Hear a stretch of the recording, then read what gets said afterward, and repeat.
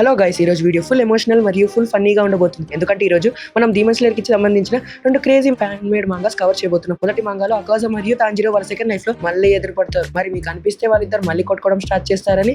అలా ఏం లేదు. ఈ మంగాలో ఇద్దరు జస్ట్ మాటలతోనే మ్యాటర్ ని సాల్వ్ చేసిస్తారు. ఇంకా రెండవ మంగాలో గియు మరియు షినోబు వాళ్ళ బాడీస్ ఒకరితో ఒకరు స్వాప్ అయిపోతాయి. అంటే గియు షినోబి బాడీలోకి వెళ్తాడు, ఇంకా షినోబు గియు బాడీలోకి వెళ్తుంది. బాయ్, మంగా షురూ చేసే ముందు మీరు వీడియోని లైక్ చేసేయండి, లేదంటే కట్ట ఎగురుతూ వచ్చి సీదా మీ ముఖం మీద ల్యాండ్ అవుతుంది. సో మొదటి మంగా స్టార్ట్ అవుతుంది. ఇన్ఫినిటీ క్యాసిల్ లో అకాజా తిథితో అకాజా చనిపోయాడని తాంజిరో మనసులో ఆలోచిస్తుంటాడు. అసలు ఈడు తన మీద ఎందుకు అటాక్ చేసుకున్నాడు అని తాంజిరో స్టోరీని నరేట్ చేస్తూ చెప్తాడు. నాకు ఆ టైంలో ఎలా అనిపించింది అంటే అకాజా ఎవరినో గట్టిగా పట్టుకొని ఉన్నాడు. తర్వాత మనకు తాంజిరోది సెకండ్ లైఫ్ చూపిస్తాడు. అందులో మనకు తెలుస్తుంది తాంజిరోకి ఈ లైఫ్ లోనే తన ప్రీవియస్ లైఫ్ ఫ్లాష్ బ్యాక్స్ వచ్చాయని. అండ్ తాంజిరో ఎదురుగా ఉన్న వ్యక్తి తాంజిరోకి అకాజాని గుర్తు చేస్తాడు. అప్పుడు తాంజిరో ఆ వ్యక్తి చెయ్యి పట్టుకుంటాడు. దెన్ మనకు తెలుస్తుంది ఆ వ్యక్తి అకాజానే అని. వాళ్ళిద్దరు ఒకరి పేరు ఒకరు పిలుచుకుందాం అనుకున్నారు, కానీ పిలవలేరు. కానీ అప్పుడు తాంజిరో తన మనసులో ఆలోచిస్తాడు, అరే యార్, నేను ఇది వీడి చెయ్యి ఎక్కువ గట్టిగా పట్టుకున్నానా ఏంటి? కానీ ఒక సెకండ్, ఇడు నన్ను తా అని పిలిచాడు అంటే నేను వీడికి ఇంకా గుర్తు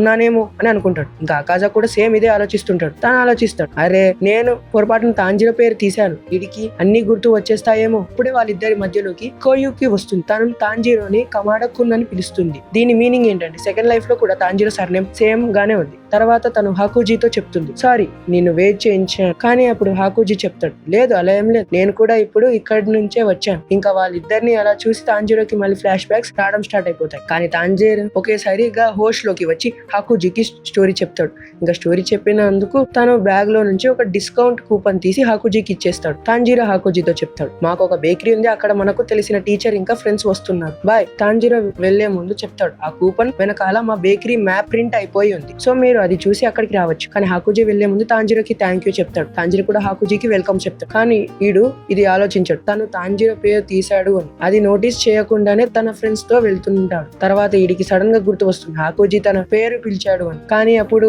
ఆలోచిస్తాడు, నేను నా పేరు వీడికి ఎప్పుడు చెప్పలేదు, ఇంకా సోయమా నన్ను ఏమని పిలిచింది. తర్వాత తాంజిరో చెప్తాడు, పర్వాలేదు, నెక్స్ట్ టైం నన్ను కలిసినప్పుడు నేను ఇవన్నీ అడిగి తెలుసుకుంటాను. అండ్ దీంతోనే ఈ మంగా ఖతం అయిపోతుంది. ఇంకా ఇప్పుడు మనం నెక్స్ట్ మంగాకి వెళ్దాం. అందులో గియు మరియు షినోబిస్ బాడీ స్వాప్ అయిపోతాయి. సో మంగా స్టార్టింగ్ లో మనకు ఇది చెప్తారు అసలు వాళ్ళిద్దరి బాడీ స్వాప్ ఎలా అయిందని. బేసికల్ ఒక demon the blood demon art వల్ల వాళ్ళిద్దరి బాడీ స్వాప్ అయిపోయింది. ఇంకా షినోబు ఎవరైతే ఇప్పుడు గియు బాడీలో ఉందో తాను ఆలోచిస్తుంది, అయినా గియు నువ్వేం చేస్తున్నావు? అండ్ గియు just being the man of culture చెప్తాడు, నేను జస్ట్ నా బాడీని టచ్ చేస్తున్నాను అంతే. కానీ అప్పుడు షినోబి గియుని కట్టేసి చెప్తుంది, నేను దీనికి యాంటీడోట్ చేసే వరకు నువ్వు ఇలాగే ఉండాలి. కానీ గియు ఏమైనా తన మాట వింటాడా? అక్కడ నుండి పారిపోతాడు. తర్వాత వెళ్తూ గియు చెప్తాడు, నాకు ఆకలి వేస్తుంది. అండ్ అప్పుడు ఈ ముగ్గురు అమ్మాయిలు చెప్తారు, మిస్ షినోబి మీ డిన్నర్ రెడీ చేసాం. అండ్ ఆబ్వియస్లీ గియుకి ఇలాంటి మాటలు వినే అలవాటు లేదు, ఎందుకంటే వాడు ఒంటరిగా ఉంటాడు కాబట్టి. తర్వాత మనకు గియు మరియు షినోబి కొన్ని మాటలు వినిపిస్తాయి. అందులో షినోబు గియుతో చెప్తుంది, అచ్చా అంటే నువ్వు అంటున్నావు నాకు నీ బాడీలో ఇంకొన్ని రోజులు ఉండాలని. ప్రెసెంట్ అయితే నువ్వు నన్ను